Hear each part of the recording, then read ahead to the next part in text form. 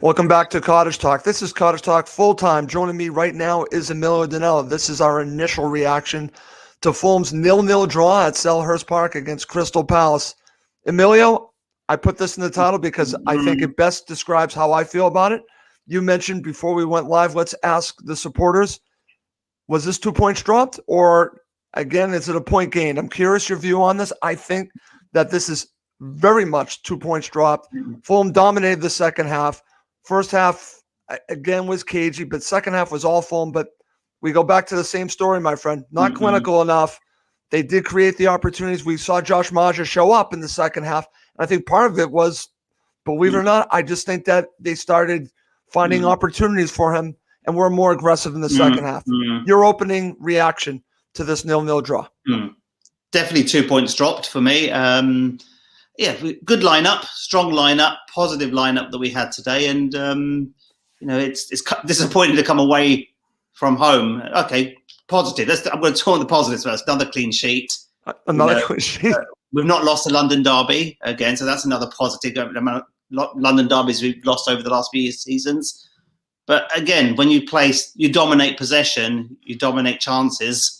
You play against a very poor Crystal Palace team who, produce very little. What do they offer? Absolutely nothing.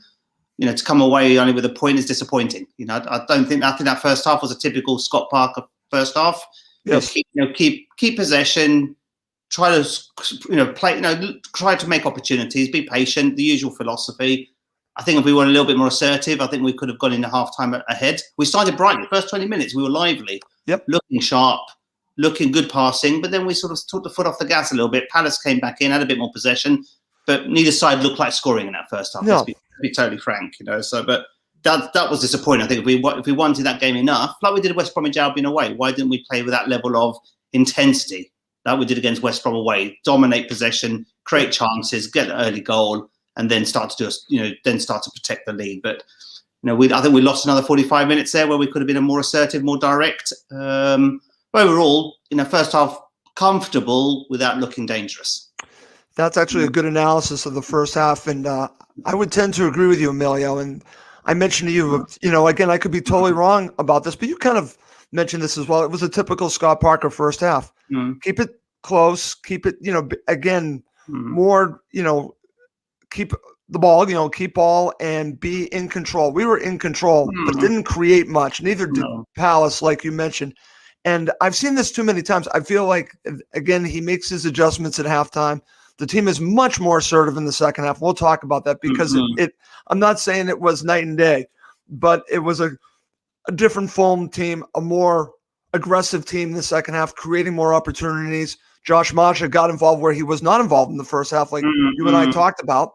So, again, you have to ask yourself why.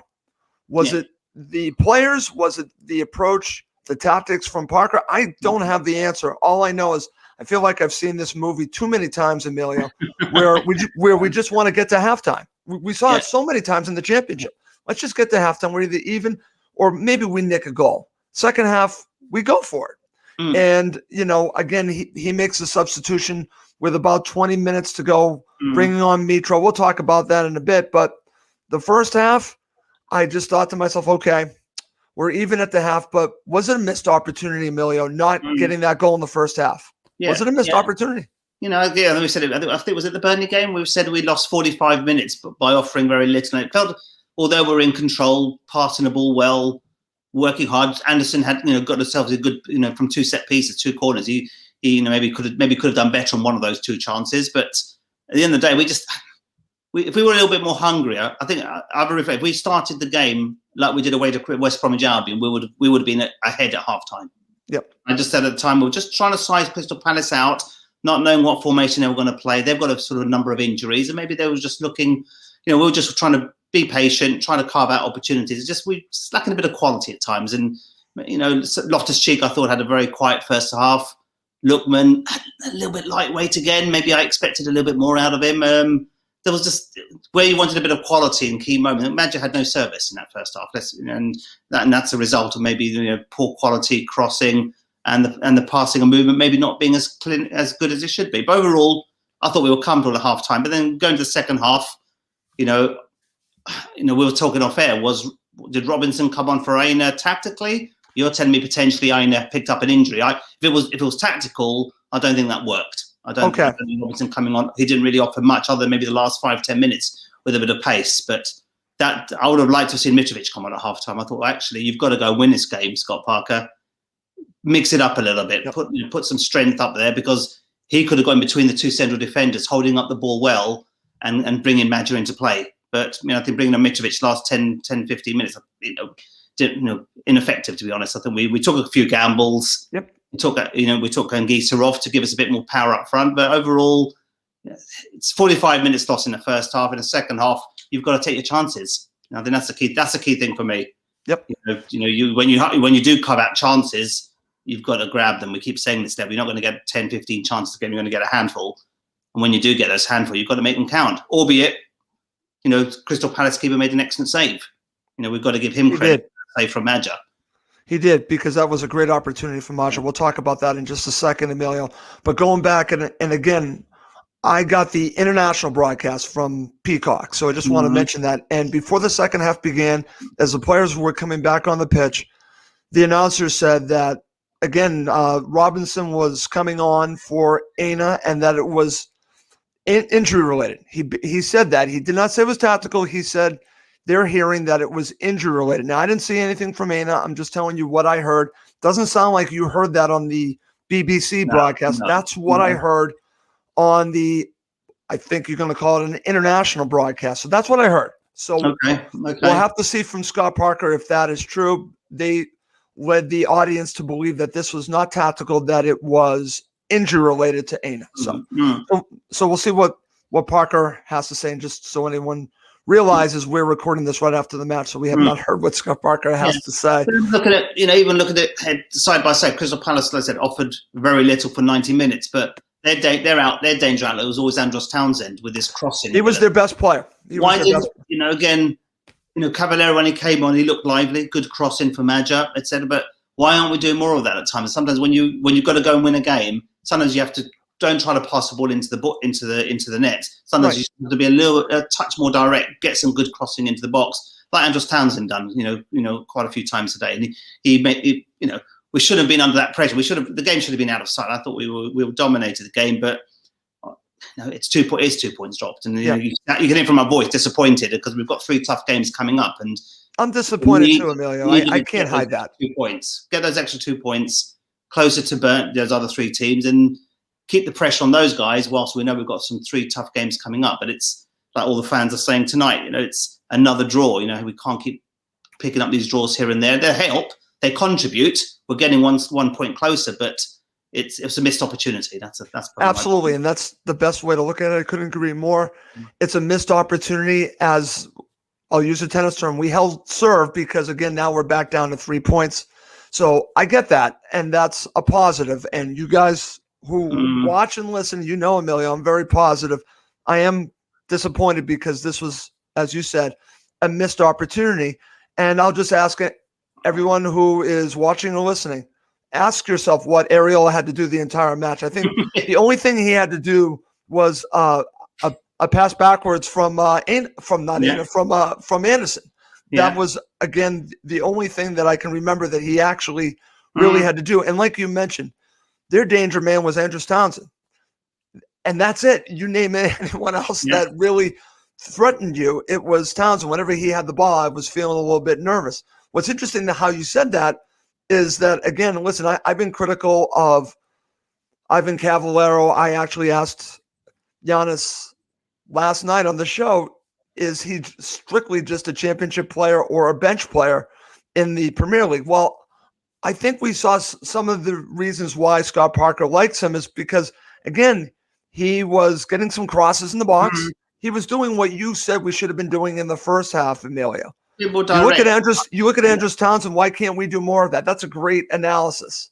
That's why that 45 minutes again, we're trying to walk the ball into the net like we normally do, whilst in control. But when Cavallero came on, give him his dues, we stepped it up a little bit. We had a bit more of a spark.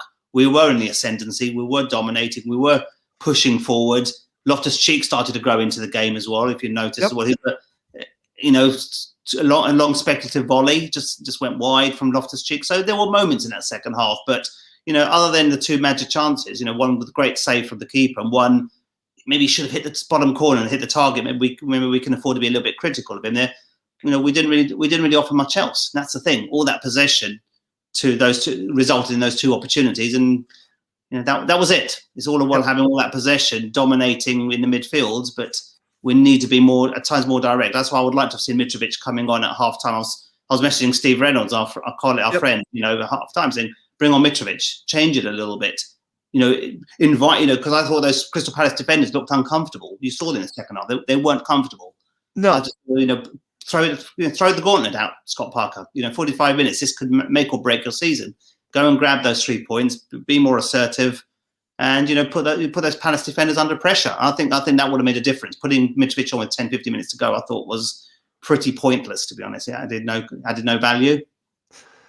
It's very interesting that you say that, Emilio, because again, we'll talk about that in just a bit. But coming up next, we're going to analyze the second half, and we will end with man of the match. Okay, my friend, let's get to it. Before we go to the second half, I'm just going to share some comments. If you're watching live, feel free to share your thoughts on this. We mentioned at the beginning of the show, do you think this is 2 points drop? So I'm going to share some comments. This is from my friend Chris. Afternoon, guys. This is 2 points dropped. Michael White said the same thing. Michael, I'm not going to share that other comment, but I'm going to share that. It says 2 points dropped because you shared something else. I'm not going to share that, but thank you for sharing that as well. Here's a comment from Benjamin Mert. Again, Benjamin, I understand where you're coming from. Thought we played very well today. I understand that, but it's not about the performances right now. I get what you're saying, because if you look over the 90 minutes, but that goes back to what we're talking about, Emilio. They did play well today. It's a good performance, but it's 2 points dropped. And sometimes we have to find a way to win ugly. How many times have we won ugly this season? Not often. We won ugly this season. So sometimes you have to make, well, let's not be overcritical. Look, it's another clean sheet. It's another point on the board. 7 away games without defeat in the Premier League. That's a pretty good record. Yep. We still hold this excellent record. I sent you that photo earlier on that we're second in the table for least goals conceded in the last 3 months. That's amazing. If you think about it, it really is amazing. The other statistic, though, in terms of how many goals scored. But as far as I'm concerned, there are some positives to take, that we're keeping the momentum going. We're clocking up points, but we've got some tough games coming up, and I just like us sometimes to just be a little bit more ugly in trying to carve out those victories. Sheffield United, we dominated, but we struggled to get that goal. West Everton, we dominated from start to finish. Great win. The West Brom game in the early season, we dominated that win. I'd like us to sort of turn these sort of average to good into make some ugly wins. Right. Win ugly for a change. It's fine. It's fun. I don't mind. I said to Benjamin's point, I agree. It's all about playing composed, structured, tidy, neat. But sometimes you have to just ride your luck, play ugly and win ugly. That's what that will sometimes get you more points than trying to be pretty. So I think sometimes we have to. The next 3 games are going to be important. Tottenham, Liverpool, and Man City. How many and they're all going to be very difficult matches. Listen, I'm watching right now. We are recording live, and Tottenham are up 2-0 to Burnley. That helps us, but then it gets you to think, because we're playing Tottenham next. What kind of state are they going to be in coming to Craven Cottage? But again, these are important matches, and I've always said, you just judge one that come to you. Each match on its own, but it's hard not to look at the next 3 knowing that they're going to be difficult matches. How many points can we get to that? Yeah. We shall see. But I'm actually just going to share some more comments, because we've got some interesting comments. This is from my friend Chris. Does Parker need to gamble more? I think you would agree with that, Emilio. Yeah, and for me, it was like Mitrovic at halftime put him on at halftime, mix it up a little bit and create a more physical threat, mix. So, yeah, I totally agree with that. Okay, I'm going to share this. This is from our friend Steve Reynolds. Thoughts on this, Emilio? We have 3 to 4 players working hard each game. We need 6 to 7 to stay up. Today's game, I thought the players did work hard. We just weren't. I don't think we were assertive. I was a bit too much backwards passing, sideways passing at times. I think, especially that first half. I think we could have been a lot more direct, more positive thinking, looking forward, not looking back. And sometimes you saw the reaction from the players when they were quite, upset that they had to keep going backwards in their own half rather than carrying on playing forward. Look at the Tete, Ayew, match up today. I thought Tete had IU in his back pocket the whole game. You know, I thought Tete had a reasonably good game, but I'd like to see a bit more crossing. You know, he gets to a position halfway into the opposing half, and then he stops and goes sideways and finds get more men, commit more men, Scott Parker, into that penalty area, and get Kenny Tete and your wide men some crossing in the box. That's sometimes half the reason we're not crossing enough, because we're not committing these players in the key areas early enough. It's very much, well, you see Madja, when Tete's pushing forward, get your position. Where's Madja? He's on the edge of the penalty. Push up a little bit more. Be more, be more assertive, be more direct, be more ugly at times. And you might cover a penalty opportunity, a handball, a free kick, a foul, all these, you're not going to do that if you're just passing backwards, sideways and forward. You have to mix it up a little bit. Give your defense something to think about time and time again. Very interesting there, Emilio. Okay, now let's talk about the second half. And I just want to mention this because, again, this is going to be an interesting little take that I have. So Fulham created a decent amount of opportunities. How many good opportunities? Maybe 3 or 4 throughout the second half. But I want to mention this because, again, I think it's going to get lost. And I'll be curious your view on what I'm about to share here. Josh Maja just takes a shot from distance. Again, trying to maybe catch the goalkeeper. Now, again, you could look at it as a waste, or maybe you could look at it, what happened afterwards, as maybe a sign of, okay, we're going to take it to you. We are going to be more assertive moving forward. Maybe it was a sign that we need to be more front forward thinking, even though it was never going to go in. After that, we saw many opportunities from Fulham. I thought maybe it was like a different type of mentality for the second half with him taking that opportunity. I know some are going to see it as a waste, but if you think about it in the context of the second half, after that, we created several opportunities. Was that just a way to just say, you know what, we're going to be more assertive? To be honest, that's very much the story of our season. How many times Cavallero gets into? I think Cavallero had a wasteful shot as well. Again, he was trying to do the spectacular. That was a wasted opportunity. You're in a good position. Be more intelligent in those moments. Madja, I thought, I thought there's two. To be honest, I actually thought he was looking at Lookman initially. Because if you actually look at it head on, his eyes were on Lookman, not on the goalkeeper. So I actually thought it.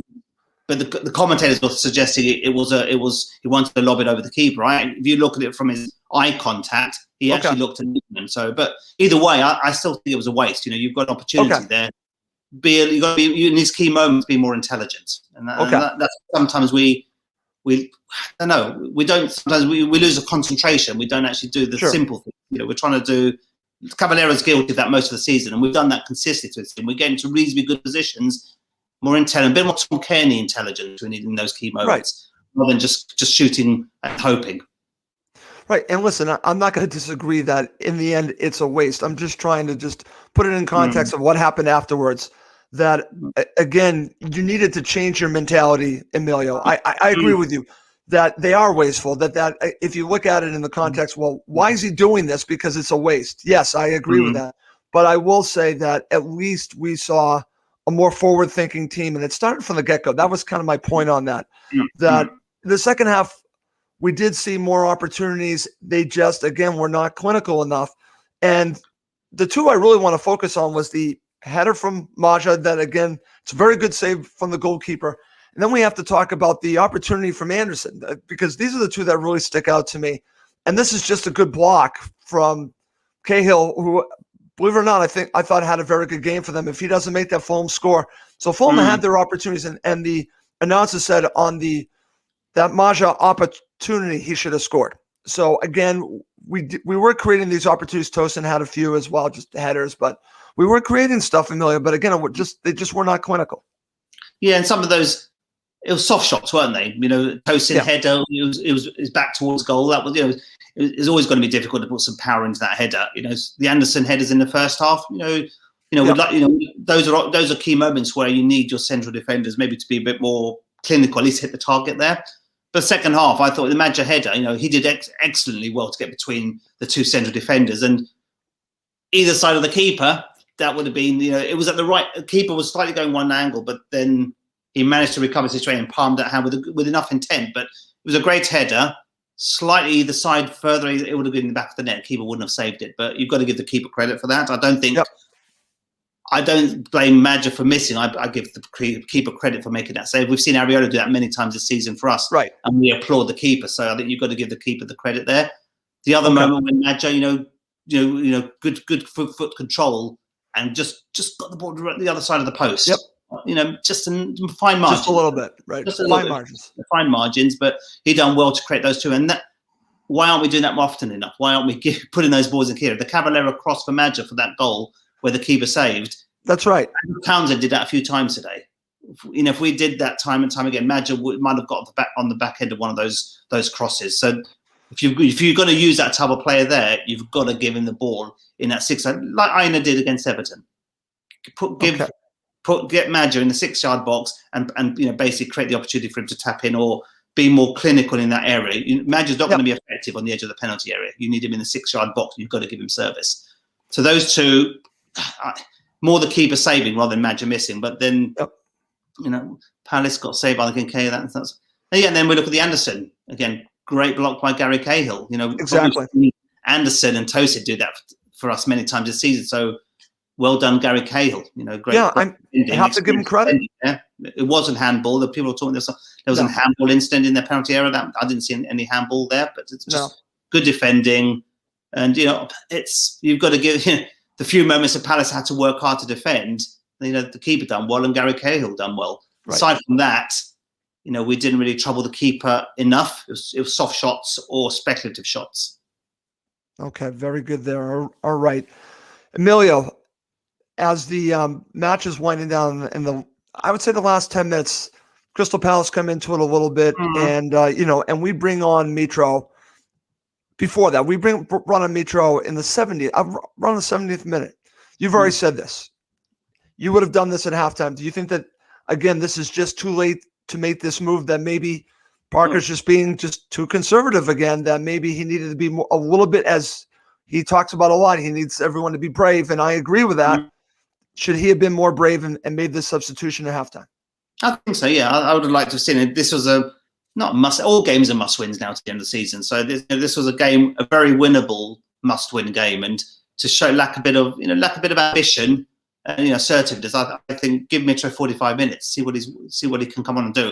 The fact that he's recovered, some fans said maybe he only had 20 minutes in him. Then that's the case, then I disagree with that. I think he's had time to recover. And I think 45 minutes he could have made more of a valuable contribution into the game. Like I said, all depends if the Robinson one was tactical, whether it was enforced. But if it wasn't enforced, then the tactical change didn't work for me. Robinson picked up a yellow card, didn't really offer much offensive threat into the last 5-10 minutes. And that was a disappointing substitution. Loftus-Cheek again grew into the game, but he didn't impose himself like he has done last week. This is probably one of his poorer games compared to the last half dozen he's played. So maybe Loftus-Cheek should have come off. I didn't think first half he offered very little. So again, we've said Lookman, maybe should have done, a bit lightweight today. Some better crossing, better corners, better set pieces from Lookman today. Yep. I think that's a positive, another positive from the game. But overall, we did enough to win the game. But if you don't take your chances, bottom line is you're not going to get your 3 points. Right. I'm just going to share a couple comments. This is from Colin Fraser. We look like a top 10 side. They put 10 players behind the ball. He got the subs right today and was brave. So Colin's saying that, again, that he feels that Parker was brave here because he did make the substitutions. Your thoughts? Yeah, again, the Anderson one, the Robinson one, I'm not speculating. If it was tactical, I disagree. If it was enforced, then fine. You had no choice. But, that wasn't. We'll find out on that. We'll find out about that. I would like those again. I still would have liked to see Mitrovic come on earlier. I wanted more intent. We started creating more opportunities from the 60th minute onwards. I would like to see from the 46th minute keep pushing and pushing and pushing. Caballero, okay, he made a good contribution when he came on, but these are not top players. If Caballeros can come in and contribute 45 minutes here, 45 minutes there, it's decision making. At times are not very good today. Sometimes we've just got to be a little bit more composed on the ball and be more intelligent. Maybe we are missing Tom Kane. I know we've had this debate offline. I don't want to bring in, but he'll be back in the squad very, very soon. And maybe that's the type of intelligence we need. But we're not seeing that often enough. So we've got 3 games coming up against tough teams, and maybe we will play better against those teams than the teams around us. We keep saying that we pick up better against Liverpool, Man United. It's very strange. It's very strange. But, so don't rule out picking up some points in the next 3, maybe Tottenham, but Harry Kane's back on form. He's scoring goals, so we've got to watch out for this week. But.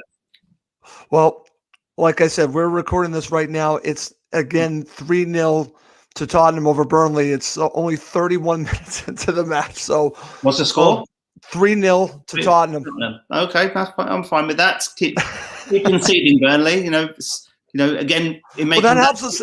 That actually helps us. That actually that's a whole difference. Good point. So. It actually helps us. That's a good point. Even though Tottenham look pretty good in the first half, this scoreline is actually helping for them. That's actually a good point. All right, Miller, just wrap this up. Man of the match. You said you have a couple players you'd like to give as man or think about for man of the match. Yeah, I think for me, it's I'm going to give it to Anderson. I thought Reed worked tirelessly throughout the game, always hungry, always battling hard. We pressed Palace throughout the whole game. But for me, it's Anderson. He looked dangerous from set pieces. His crossfield passing top notch again. Had almost maybe scored the winner at the end with the Cahill block. Overall, he looked dominant. He looked for me. I'm going to give it to Anderson. Okay. Who else do you think gets thoughts for man of the match? Reed was very good. Reed looked solid. Again, hungry, determined, assertive. Pressing, does what he does best. I'll probably say Anderson by a country mile first, and then Reed comes second for me. Okay, we're seeing the comments from both one for Reed and one for Anderson, and I understand that. And again, it's funny, Emilio. I hate to bring this up, but I am going to bring this up because you'll get a chuckle from this. So.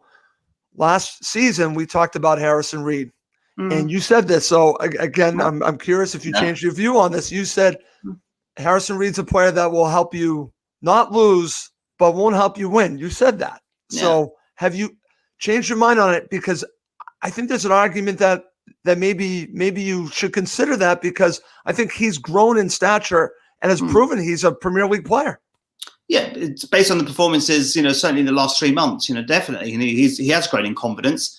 He's made that role more his in the last few games. There was always one game Lamina, one game Reed. It was tactically changing, but Reed's made that position his own now, to be honest. And he has grown as a player. But again, his job as a defensive midfielder is to protect your defense. But he's now offering a bit more offensive quality as well, which we never really saw in the Championship last season, did we? So. Yep. So I think for me, he's growing as a player, and maybe he will be an important player in the coming seasons. If he's proven that he can compete at this level. And okay, very good. I'm going to share this comment, and I'm going to give you a reason for this comment. So our friend Steve Reynolds calls me the Boston Donut. So because I tend to call him when I'm going to the donut shop that's near us, and he now calls me the Boston Donut. I'm going to let everyone know, Steve, that your nickname is the Fulham Fart. Okay, so again, if you're going to call me the Boston Donut, you'll be known as the Fulham Fart. Fulham Old Fart. We'll go a little bit further on that. The Fulham Old Fart. Anyways, Emilio, final thoughts before we wrap this up. Look, let's not be totally disconsolate. It's another point on the board, another clean sheet.